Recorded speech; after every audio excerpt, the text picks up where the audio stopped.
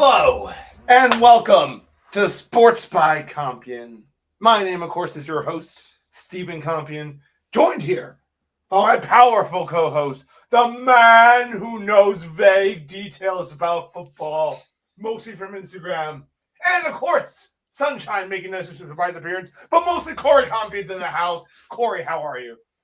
Doing fantastic. Just out here, occasionally looking at Instagram, occasionally looking at YouTube, finding information that other people have done research on. That's generally how we roll around here. That's And right. Sunshine has made an appearance because she has napped too much today and is now way too high energy at these late hours. Excellent. Nothing like a high-energy pup around almost 10 p.m., and we just love it. Mm-hmm. You And love Sports the Company zoomies. fans, we are late for putting this episode out. And we know it. We know it too. But me, I had to go into a dark place and hide in there and pretend that football wasn't a thing and pretend it wasn't real. Pretend it couldn't hurt you. Couldn't hurt me. But ultimately, run, hide from it, deny it. It all comes back. Much like an ex-girlfriend. And boom, here we are, man. New episode. That's right, boys. We're back, and we're going to recap the playoffs. Some things happened that we didn't like. As you can see by the hat here, we did not like some of the things that happened this previous weekend. But we're here to talk about it anyway, sports, because you guys need to know some vague details about what happened. And also, we're going to do a little bit of maybe look into the future, Corey. See who's left of these 8 teams. Who do we like? Who will Sports by Compian throw our support behind? Who are we bandwagoning on, bro? Who will it be behind so they can also let us down as well? It's just great stuff, Corey. We're very excited. Make sure you guys are liking and subscribing to our content so that you can also get in here on the pain and just love it. It's just really great stuff, Corey, right? Mm-hmm. Everyone loves it. Everyone loves it. And speaking of games and disappointment, the LA Chargers, Corey, will not be winning their first Super Bowl.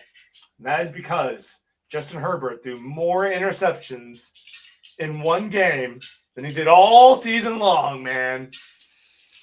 So I think what happened here is the worm turned, but then once the worm was the right way, it kept turning, so it turned around again. Like, it turned the right way, and it was the right way for most of the season, but then it kept turning, it turned the wrong way, and that's why they threw 4 interceptions and lost. I mean, 2 of them were bobbles. I mean, 2 of them weren't his fault. One of them, probably 3 of them were his fault because he probably shouldn't have thrown the first one for it to get bobbled anyway. But anyway, without further ado, that's right. The Houston Texans take care of business at home against the LA Chargers, Corey. CJ Stroud looking pretty good. Dude, how about Ladd McConkey though? Just being like, no, it's okay. I'm just gonna try to carry this team anyways. I'm just gonna look like a fucking guy out here. Don't mind me. That's right. Ladd tried to carry them. The Chargers defense even did a pretty good job of keeping them in this game for a very long time. Dude, to give them the ball that many times, it's tough. They just have so many fucking possessions. So many possessions for the Texans, and they were struggling early, Corey. Lots of 3 and outs. Lots of failure. They didn't have much going for them. But you know what they did? They're like, all right, we need CJ Stroud to wake up. So let's just throw a snap over his head on like 3rd and 15 here. And then he'll go pick it up, do some fucking Patrick Mahomes shit, find a dude for a 30-yard gain, and boom. They were just rolling from there, which is more than the Chargers offense could say. Eesh, tough day at the office. Justin Herbert. The media, people are coming after him hard. It's rough. It's rough, man. You got to win some games. Everyone loves this kid, but he is struggling to find wins, especially in the playoffs. And they also are like, yeah, we gotta give him the Dak Prescott treatment. It's like, look, let's not get anyone the Dak Prescott treatment. Like, sometimes you just don't win in the playoffs, and that's okay. You can have an off game. It's not that deep, bro. Yeah, if you want to be taken seriously, you do have to win in the playoffs, Corey. And unfortunately for them, having a coach as good as John Harbaugh that can remember even being born, that is one hell of a memory on that guy. That's just not enough for him to coach your team to victory. But anyway, as we mentioned, CJ Stroud gets into a swing, finally got the boys on the board. They go into halftime. This game was 6-10 at halftime, man. It was nice and close. It was like, who's going to win? What's going to happen? And then just madness ensued. The Texans turned it on hard, just suddenly got it going. Yeah, I remember thinking, like, this is like the most defensive game of all time. This is going to be really boring. And then all of a sudden it was just kind of a blowout. Absolute dominance. Nico Collins just went off. Mixon had a decent day at the office. CJ Stroud did have a very good day, which he was, I think you froze there, Corey. Oh, no. Corey's gone and dead. Oh, he's back. All right, good. But yeah, anyway. I'm back now. Yay! He led the boys to some victory. As fucking D'Amico Ryans puts it, CJ Stroud was a difference in this game. Absolutely. His sophomore slump maybe be over. Who knows? They get a chance against the Chiefs now. Good Lord. But anyway. Let's look at this. We got field goal, fumble, field goal. Punt, interception, punt, touchdown. Punt, Jesus. Field goal. Yeah, a lot of defense being played this game, Corey. A lot of turnovers in general. Yeah, that's brutal. Poor Khalil Mack cannot get himself a playoff win, man. He tried his damnedest. Wasn't enough. He's, I think, now 0-6 in the playoffs. He's already on the top 100, the top 10 players in NFL history due to their throwback video I was just watching. Players to never get a playoff victory, and it continues. He is now 0-6. It was 0-5 at the time of that video, and now he's 0-6. Sorry, Khalil. I don't know why I brought that up, but I just had to throw it out there because it's tough times, dude. But this wasn't on him, I don't think. Yeah. Their kicker apparently didn't know that, when you're trying to kick an extra point and the ball's up in the air, you got to catch that, bro. You can't bat it down. It's still live, sir. Did you read the NFL rule book? Because I don't know what that was. You're a professional. You should know these things. It almost seemed like I know they teach quarterbacks that to bat down the ball if it gets batted at the line of scrimmage. Yeah. But as a kicker, you gotta imagine they give you some kind of training for if your kick gets batted, what to do. Real mysterious what any of that was. Yeah, and as you mentioned, your boy Ladd just went off, broke a NFL rookie record, passing Puka Nacua from the previous year. With 197, that beautiful long touchdown run. And they're like, all right, the Chargers can get back into us. And then the Texans just blocked the extra point and take it back for 2 points. So demoralizing. So sad for them. Dude, and literally nobody else could fucking catch the ball. Look at those receptions versus targets on some of these other guys. Oh, yeah. No, it was just Ladd. It was just Ladd. Will Desley put the game away for them. So apparently he dropped a touchdown pass earlier in the game. And then he bobbled that one pass that got intercepted off of Justin Herbert. So the boys were letting him down, Corey. Dude, Quinlan Johnson or whatever, that dude that was first overall a year or two ago, 0 receptions on 5 targets. That guy's got to go somewhere else. He can't be here anymore. I don't know where he has to go, but not here. He had a good game the previous week, and I don't know, dude. He dropped one. It was a tough day. I saw a ball just teleport out of his hands. I'm like, bro, are you thinking with portals? What's going on here? Yeah, dude. Just not putting out a good name for the Hornet Frogs. Yeah. Yeah, real rough times. I don't like it. For the Chargers. I was kind of pulling for them a little bit in this game, so kind of sad to see. Now the Texans move on, Corey. The AFC South champions get Vamos Texas! Sí se puede. They are still in pursuit of their first Super Bowl win. Will it happen? We'll find out. They got to get past the fucking Chiefs. If they get past the Chiefs, then maybe. But as of now, I don't think so. My hot take. If it helps, most of the country is pulling for you, Texans. Yeah. Good luck. Good luck. The Swifties aren't, though. And that might be their black witchcraft is strong, Corey. The Taylor Swifties have some strong witchcraft. And a couple of them are Wiccans. They're out there opening portals in their backyard, offering. Or not closing portals that are already open. Not closing portals either. It's all very serious. Yeah, and they're all Swifties.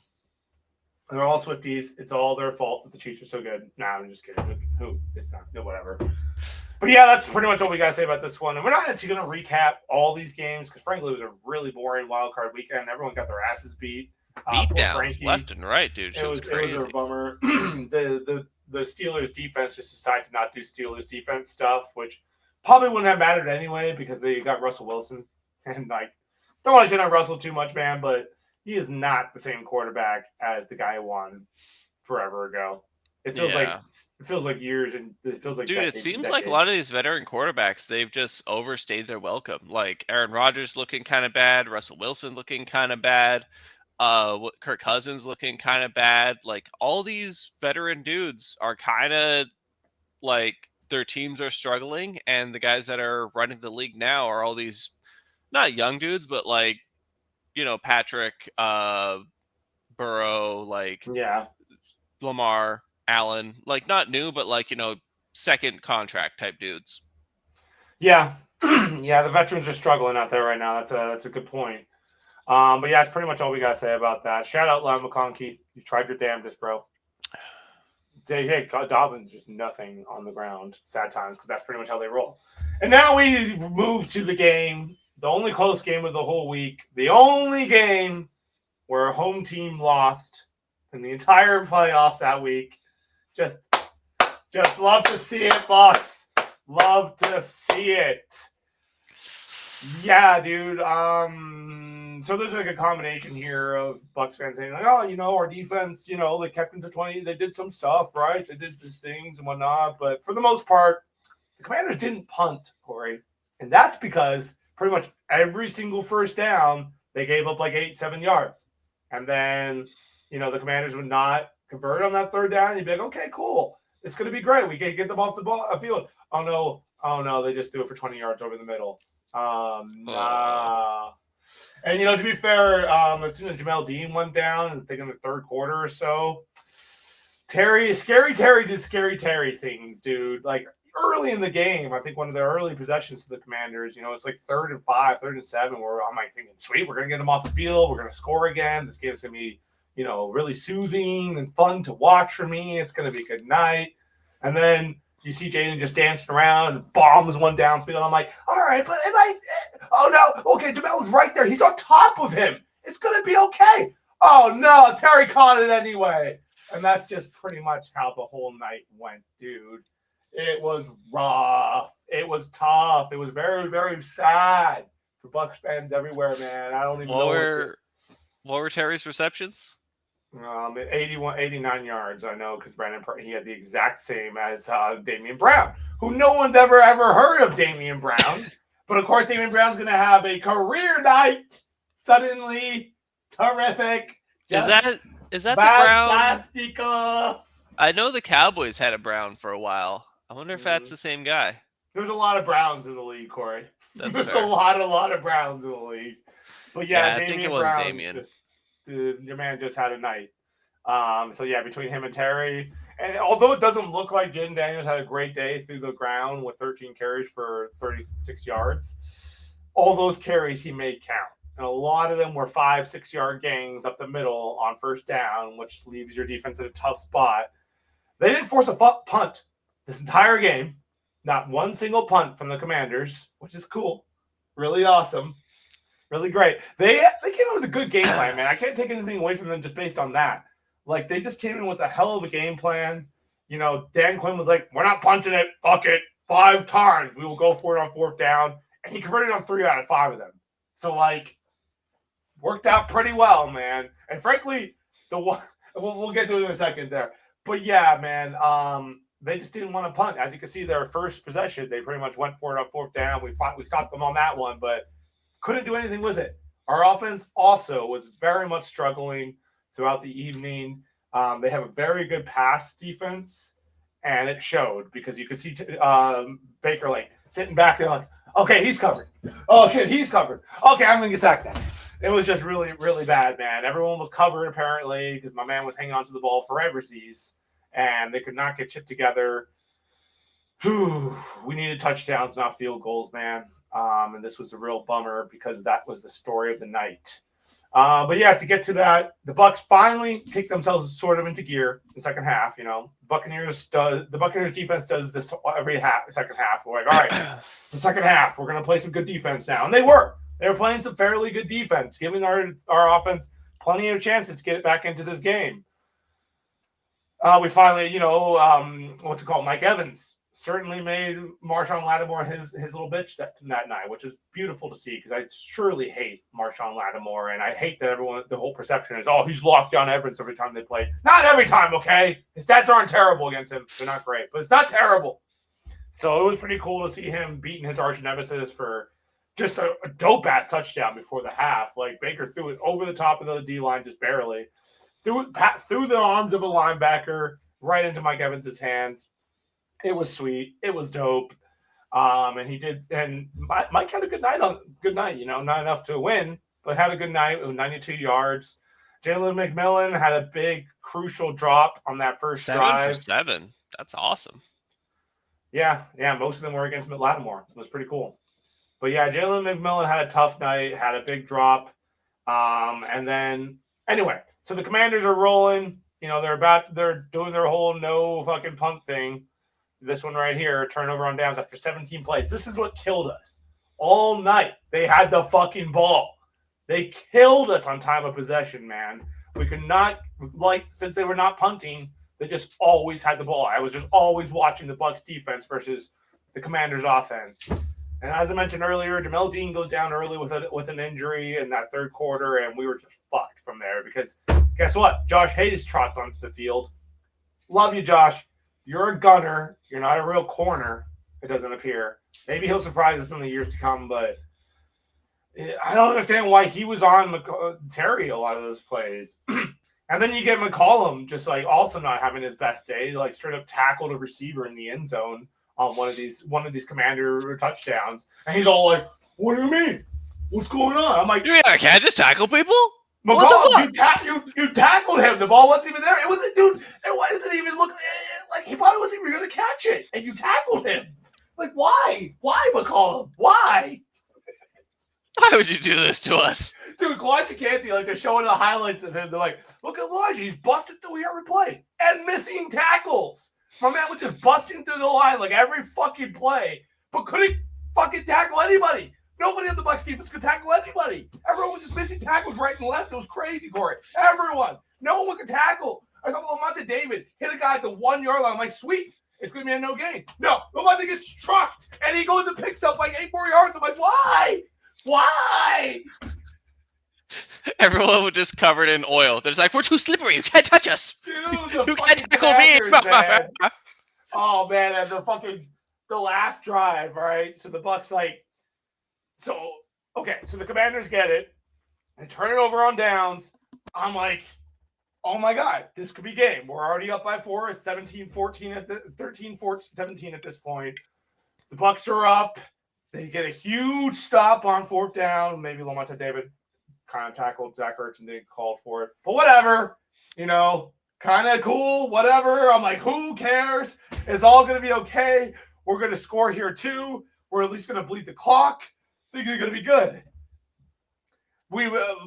Baker Mayfield finds Mike Evans for a critical first down on, Mike just stretches like a hero and picks up that first down. And we're all like, yes, this is going to be great.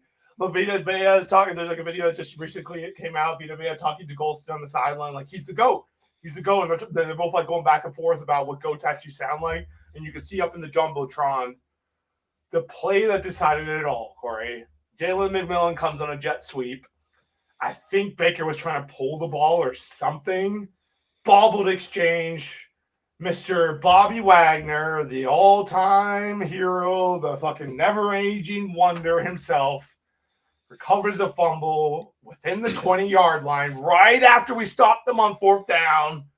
And it's just like, no, but why, Baker? Why of all times, dude? And the stats are out that this has been a very successful play for us in the past. It's always been really good for us, but it did feel like home was getting a little cute. Why are we doing a jet sweep?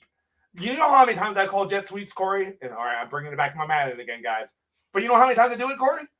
0. It's a stupid play. It's dumb. It's dumb. Run it up the middle. Throw it to your good receivers. Throw it to Mike Evans. The man's not dropping the ball. No, instead we do a jet sweep, fumble the ball, give it right back to the Commanders, who will, of course, go for it on 4th down. And this time was like, all right, Josh Hayes, single coverage against Terry. You got this, right? And we're going to drop fucking Winfield and Lamonte into coverage back in there by the end zone, but they're not gonna like actually back up to where the receivers are. They're just gonna kind of hang out there in the middle, sort of. I guess they're waiting to see if Jalen runs or not. And guess who gets beat? Josh Hayes against Terry McLaurin. Who saw that coming? Scary Terry did something scary? What? Oh my God! What? Clutch players making clutch plays? I never would have imagined. Against a guy who's not really a corner? Oh my God! What? Oh, that can't be right. Shocker. Are you sure you saw this correctly? Oh, I did. It was Josh Hayes. Got burned. Sorry, Josh. Not a good day at the office. Worst day for Jamel Dean, though, man. The dude's been injured like all year. And like, I mean, I don't know. It's a knee thing, so it's hard to say. I have knee things myself. Those suck. But bro, Seth. Bro Cellini. All your whole career you've done this to us where you're injured all the fucking time. Put some fucking bubblegum on, man. It's the fucking playoffs. Fuck. So, yeah, Dean's out. Instead, we got Josh trying to cover receivers. Great. Fucking Thunderberg was on the field at one point when Zion was like being evaluated for concussion. But he's a warrior. My man's like, nah, I'm good. So, like, I have the only following the lights on. He's like, nah, I'm good. Put me back in there, coach. Concussion. You're a concussion. You're a concussion. He's a concussion. Put me back on the field. So it's got a scary carry. Oh my God. So yeah, the Commanders take the lead 20-17. And we're driving. It's like, all right, Baker, just do some Baker shit. And Baker does do some Baker shit. Honestly, early in the game, I totally missed it. But yeah, earlier in the game, dude, he ran over Bobby Wagner on like a 3rd and fucking 11 or some shit. My man just ran for it. And I'm like, yeah, get it, Baker. And he just lowers his shoulder and blew like through 2 Commanders. My man's wanted to win. He was trying his damnedest to get this done. So last drive, I'm like, you can do this. You can do this, Baker. We fucking need you. Find him Jalen McMillan over the middle. It's like, yeah, all right. So I will say that play of Baker trucking Bobby Wagner, love it. Definitely badass. But I will say he did get hit from behind by a big-ass lineman and literally was a projectile flying into Bobby Wagner. And that's why he trucked Bobby Wagner. Because he got sandwiched behind. A dude hit him from behind right as he hit Bobby Wagner. So it was like both of their momentum's going into Bobby. And Bobby was like, whee! And then he kept going because he just survived that impact. He stayed on his feet. Great balance. But it's not like he just trucked Bobby Wagner. We're going to need video evidence of this, Corey. Outlandish claims against the Baker. I love the play. The play was sick, but he basically got pushed from behind by a commander. Commander was like, how dare you? Let him bake. All right, Corey, let him bake. We don't need all these facts and these things. All this logic. Get out of here. All this logic. Get out of here. Baker was baking, okay? But anyway, on this last drive, dude, he freaking finds McMillan over the middle. We're driving. Bucky Irving's finally getting some yards through the ground, which I have no idea how he was not getting yards through the ground earlier in the game. This is one of the worst run defenses in the whole league. And, like, I guess our O-line decided to take a fucking night off or some shit because we could not get shit going in the first half. But anyway, second half, Bucky's finally rolling. He gets a big first down, and he's running. He tries to stop because fucking Lattimore was there, and he tried to cut back. He gets sandwiched between a bunch of guys, gets knocked down. I'm like, whatever. 2nd and 1. We're in their territory. This is all good shit. It's all going to be fine. Getting back to call him, getting a little fucking cute on us, dude. Some kind of weird, fake bullshit, fucking design run for Baker, and he runs right into Bobby Wagner. He's like, no, bro, like, we're not doing this twice. Like, come here.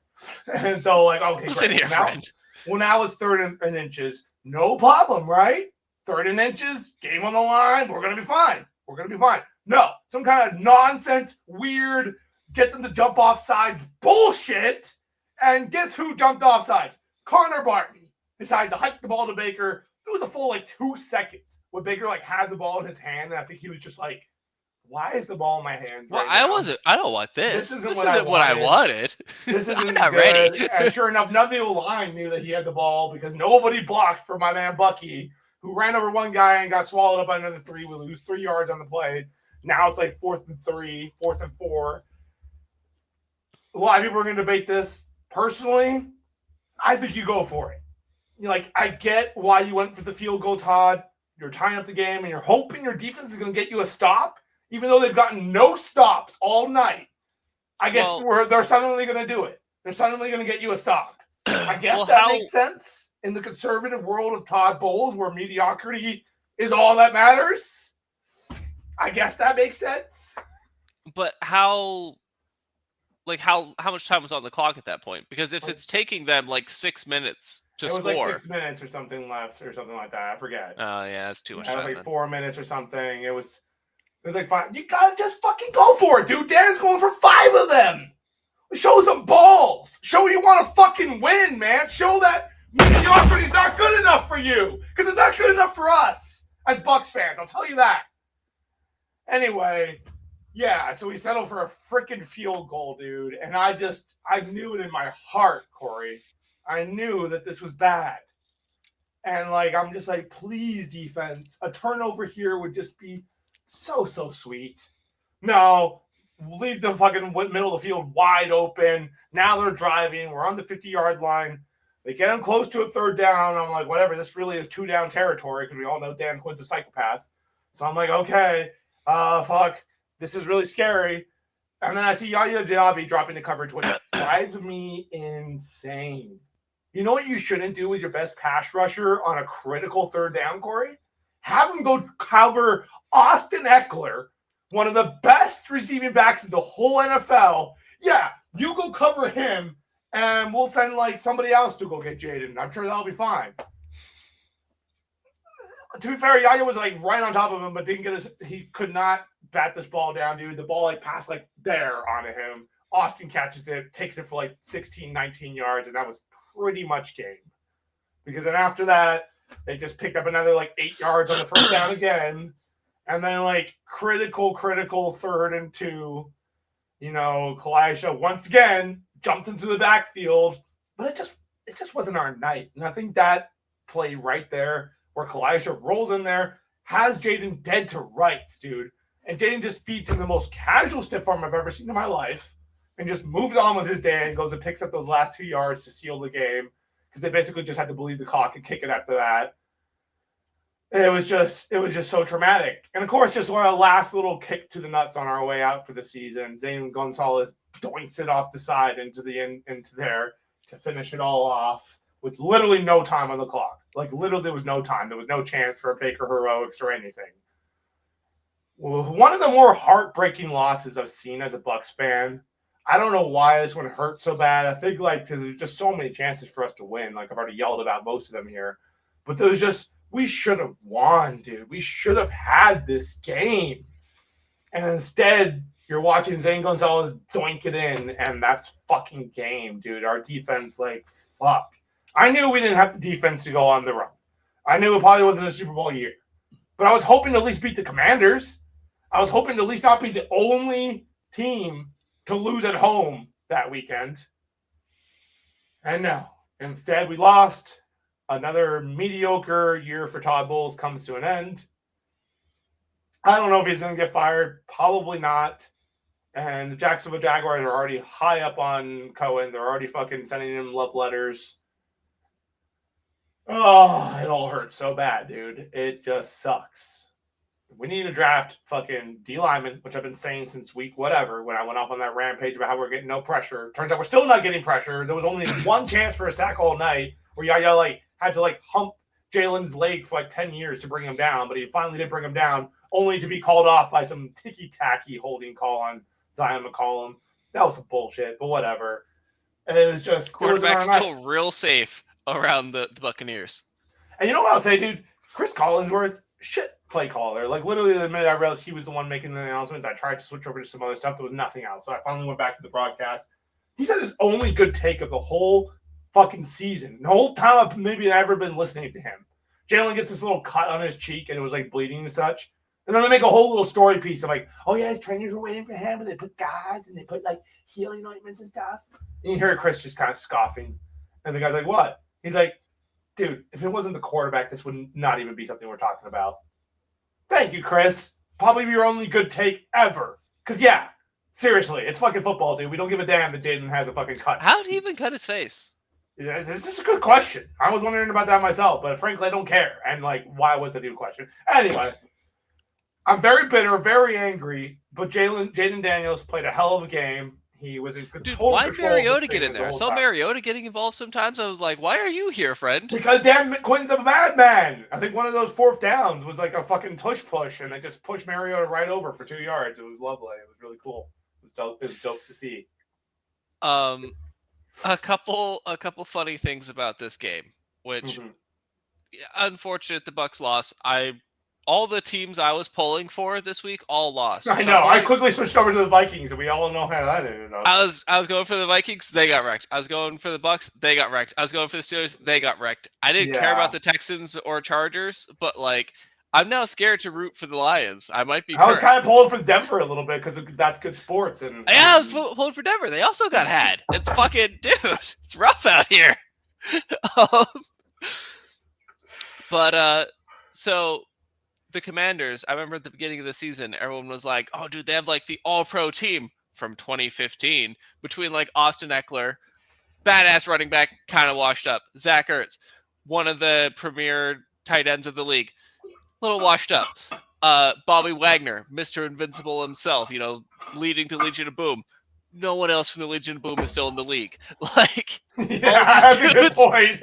All these dudes that are like fucking amazing in 2015 are like, now in 2025, like, come on, Jaden, we'll show you the rope. We're all hopping on your back, Jaden. Carry us to the Super Bowl.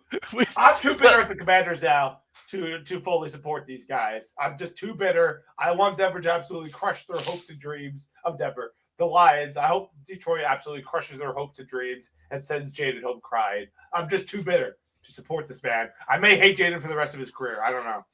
I'm really mad about this, Corey. There's the fear for Cowboys fans is that we're gonna have a Commanders-Eagles NFC Championship. Gross. Gross. Exactly. No one wants that. Gross. that'd be real bad. Speaking of the Eagles, which we won't get into too much because I was once again pulling for the Packers, and Jordan Love was just like, "Nope, interception central out here, sir." In fact, I wasn't pulling for the Packers. I was pulling against the Zach Eagles. Baum. Like Zach Baum, great season, Zach Baum. I'm sorry for fucking up his name, Zach Baum. I don't know. Having a hell of a year, taking nothing away from the guy, but Jordan Love also just straight up threw one right at him. Dude. I mean, the other one, the dude like jumped in front of a running back that was already meant to hit the floor, and the dude picked it off. He had a hell of a game. Not taking anything away from the guy, but also Jordan just threw it right at him. But it is really amusing, the story that emerged from that game of that one really nasty Eagles fan who was just going off on the Packers girl. Did you hear about this? I heard a Packers fan did something fucked up, but I didn't hear what it was. No, it wasn't a Packers fan. An Eagles fan. Yeah, he was just calling her like all kinds of hurtful names and just really drilling being into an her. Eagles fan. In like a game where like your team's winning. Like, dude, what is your problem? But it's pretty funny that the internet found out who this dude was, found out where he worked. He's now banned from all future Eagles games. And I heard recently he lost his job too. Damn. Did he have like a good job? Where'd this dude work? He was like a manager, consultant or something for like a social justice and equality firm or something. No way. Like a PR social justice. Holy shit. I know, dude. They were just like, apparently they had to turn off comments to their page because people were just going in there roasting him apparently. So I don't have too much sympathy for the guy. It's hard to have any sympathy for this guy. Like, no, that's straight haterade, bro. You're just being a straight haterade, bro. Like, you're an animal. You're an animal, and no, you shouldn't be involved in any of these more Eagles games. Like, you're obviously a terrible person. Some people are too much of fuckheads to be allowed to exist. You gotta go work at Wawa's or something now, dude. I don't know. I don't know what to tell you. It's bad, bro. You gotta go away. You gotta. Yeah. Anyway, whatever with that dude. The Eagles move on. They now take on the LA Rams, who had 9 sacks on your boy Darnold. Darnold, rough day at the office. These past 2 weeks have cost him many zeros on that contract that he was going to get. Oh, man. How the world can turn on you in 2 weeks, Sam, from your teammates all lifting you up and you're the player of the week and big smiles and big happiness to just 2 weeks later, everyone's just making tons and tons of fun of you again. Life of a quarterback, huh? But 6 of those sacks, he held onto the ball for like more than 4 seconds. Yeah. Like he Yeah. kind of, He was it's a tough. mess. He was a It's mess. tough. Had a fumble, had an interception. It was a really The bad bright day at the lights got office. to him. Yeah, he had a really rough day. Yeah, I don't really know what else to say about these playoffs. Really sad times. We'll move on to the divisional round, which will be the Commanders traveling out to Detroit to take on Dan Campbell and Mr. Go For It all the time. So maybe we'll just never see a punt in this game. Dude, that game, I think that's gonna be so cool. Cause like I know this is a very like copycat league. So you have Dan Campbell just out there just doing shit. We're not punting. We're blitzing all the time. We're just bringing the pressure, making people feel nervous. And then it feels like that's kind of Washington is copying that a little bit. Like I feel like they're just more blitz heavy offenses, more just like, pressure overall, which I think it just makes for funner football. Like Dan Campbell's version of football is fucking great. Everyone should be doing that. We need Dan Campbell to be the head coach for everybody. We need Jameis Winston to be every quarterback, and we need George Pickens to be every receiver. No, because then no one would ever catch the ball. We have to need people catching it. Sometimes he catches it and does like the most ridiculous play you'll ever see in your life. Yeah. He hasn't done it in like 5 weeks, but he was good at some point. And then we need Eli Apple. Just Eli Apple clones covering all the George Pickens so that they're just always open. Yeah. I like this. That sounds like fun, actually. But yeah, the Battle of the Dans is taking place down there in Detroit, or up there in Detroit. Should be a really fun game. And then we got LA traveling to Philly to take on the Eagles. Pulling for the Rams there for sure. Fuck the Eagles. So we'll see what happens there. Should be a good game. Jalen Hurts didn't have to do much that previous game. I think he's going to have to turn it on a little bit for this one. And then, of course, we have Houston traveling to Kansas City. For the love of God, Houston, please pull off a miracle. Do it. They haven't really ever been able to do it against the Chiefs, but, it's a new day, Corey. Tomorrow is a new day. Tonight's already pretty. Staying on the NFC side, there's 2 really cool ways this could play out. Oh, there's the version I don't want, which is Washington versus Philly. Gross. Gross. We have any version of Eagles, Detroit, Washington, Los Angeles, both just kind of whatever. But if we get Detroit, Los Angeles, and we have Stafford battling the Lions to see who goes to the Super Bowl, man, that'd be interesting. It'd be funny that'd be the second time those 2 teams would see each other in the playoffs within 2 years. Yeah. So that would be interesting. You're right. I'd appreciate that. I would appreciate that too. Fun. Yeah, it could be fun. Indeed. Well, let's hope for that one. It means that all my division rivals lose. So I'm here for it. Absolutely. And then, of course, the last one, Baltimore, they're going to Buffalo. And they have a really, really unstoppable offense, Corey. It's going to be hard for Buffalo out here. It's going to be real, real hard, and they struggled against Baltimore. So we'll see if Josh Allen can turn it on for this game. He found plenty of open receivers against Denver. That Buffalo game was brutal. We don't really have much to say about that one. But yeah, one of these 2 teams is probably going to end up playing against the Chiefs. So hopefully one of them can find a way to beat the new Dark Wizard, Mr. Mahomes himself, and prevent us from having to see yet more Chiefs coverage leading up to another Super Bowl. And oh my God, dude, if they have a 3P, I might have to take some time off of football. I might have to just take maybe take like an off season off and then like get back to whatever there's the kickoff next year. Yes. about that length of time off football. Like about 6 months off from football, And I will probably watch Summer League because there's no chance the Chiefs can win that league. You're not gonna get past the Birmingham Stallions. Watch a little preseason. Like if there's Ain't a preseason. No, I don't watch preseason. But there's no way they're getting past the Birmingham Stallions. Just put the Birmingham Stallions in there. I bet they could stop the Chiefs. It's true. Oh, dude, the Birmingham Stallions, they're going for a 3-peat too. Like, what are you talking about? I'm okay with that, though. Who cares? They got like a McGruber or whatever at their quarterback. I'm here for it. Whatever. Let them have Dolphins. Also, they've only had one since the merger. So yeah, but they did win their other league twice. They might already be on 3. I don't know. No, I think you're right. I think they are already at 3. If you're counting backwards, they've already 3-peated. Okay, you do. An Alabama team is good. You know what? are taking all the mojo from the Crimson Tide because they're a mess right now. They lost their bowl game. They can't even win a bowl game right now, Corey. Well, also, they have home field advantage. Like, all these games happen, or at least back when it was the AAF, I think they were. No, USFL. USFL. Back when they were the USFL, all the games happened in Birmingham, so every game was a home game for them, and every other team was traveling to them. I don't know how much that really affects, but either way, we'll talk about Summer League. It's all coming soon enough. But for now, what we need to actually happen here is if Kansas City is Cell, we basically have Yamcha trying to fight Cell, and then we have Goku fighting Vegeta to then go fight the winner of the Yamcha Cell fight. We need, like, Vegeta to go fight him, Goku to fight Cell. I'm sorry, Goku fights Yamcha. Vegeta goes and fights Kansas City. If he can beat him, cool. If not, then we send in Goku. Like, we need to use our two good players to both play Kansas City, not have them play each other, and the winner of that plays Kansas City. I know, it's a mess. We need better shots at taking down Kansas City. Yeah, but I don't know if it was going to be the Chargers anyway, to be fair. No, I'm saying it should be either... We need Buffalo to play them now, and then Baltimore to play them next week. That'd be great. Yeah, that would have been cool. But it's not going to happen. Instead, we may or may not see a three-peat, which would make me throw up in my mouth because friend of the show, Cedric Elias, has already been talking his shit this playoffs. He made a customized meme for our other friend of the show, Taylor Seitz, about the Packers' first-round exit. And then he gave me a whole day to stew before he sent me a nice little Buccaneers meme.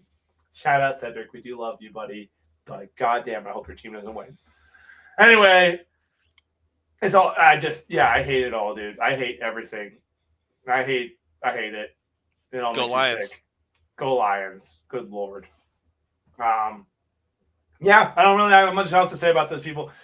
Please like and subscribe our content. Watch it. Send it to a friend. Send it to another friend. Send it to your mom. She may like us, even though I curse a lot. Maybe don't send it to your mom, actually. Send it to your uncle. Yeah, he'll like it. Yeah. Uncle Corey, like us. We have wrapped up the first wild card weekend, which was maybe the most boring wild card weekend we've seen from the NFL in a long, long time. It was quite a massacre.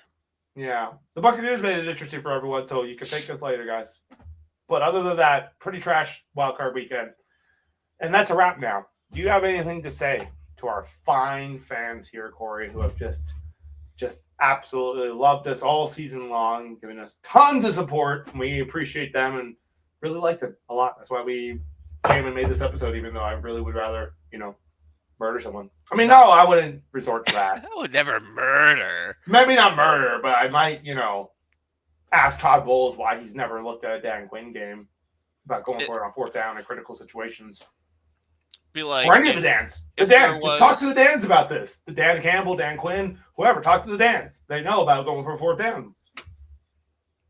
This is just on the line, Todd. Your job's on the line. Did you really trust your defense with no Jamel Dean to stop these guys? Antoine Winfield did nothing all season. He's been injured, but still, nothing. Nothing out of him. Who did you think was going to step up and stop these guys? Because I didn't have much confidence in it, Corey. I didn't. No turnovers whatsoever. We just can't get turnovers anymore. It's not a thing. 7 interceptions all year. That's not enough interceptions. John Bland had more than one season just himself. Yeah.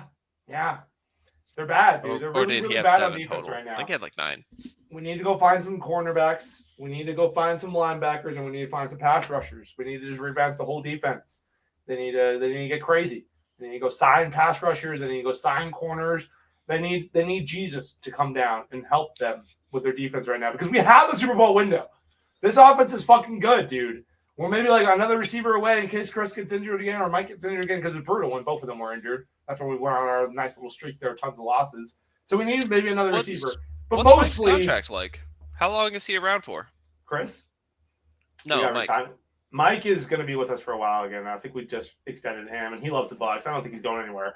But no, Chris's I think he might retire. Like, I'd say he maybe has one more year to set the record, and then he's going to retire before he has a year where he doesn't get 1,000 yards. I don't think that's possible. I don't think that's true. He's still in his prime.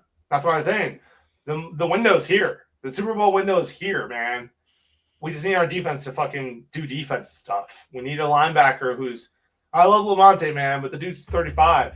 He can't be the guy he was for us anymore. He had a good year. He had a good game. 8.5 tackles. Other than getting trucked on a couple big plays, like he had a good game, but we need something. We need some assholes in the like. I listen to Peter Report all the time. Shout out Peter Report. They've talked about how we just kind of need an asshole on defense. All these guys are good dudes. They're all nice guys, and no, we need someone to be an asshole. We need JPP. We need Dominican Sue. We need fucking somebody to step up and tell this defense that, hey, no, we can't just leave the middle of the field wide open, guys. That's not good. People score when you do that. It's really bad. It's really bad. But we will continue to bring you sports coverage, people. We may or may not do a pick'em episode. Who knows? Not me. Sunshine knows, but she's not telling. Yeah, Sunshine, what do you know about this? Oh, she's not telling, dude. She's keeping all those secrets to herself. Tiger, do you know? You have your background thing. Green screen. All right. Well, Tiger's also sleeping, so I don't think he knows either. But anyway, Sports by Compian fans, I hope you've enjoyed our coverage of the regular season in this very, very disappointing wildcard week. We might be back with division round recaps for you. It's very possible, likely even, some would say. But either way, we appreciate you guys riding with us all season. Continue to like and subscribe to the program. Thank you for your time, and we're out of here.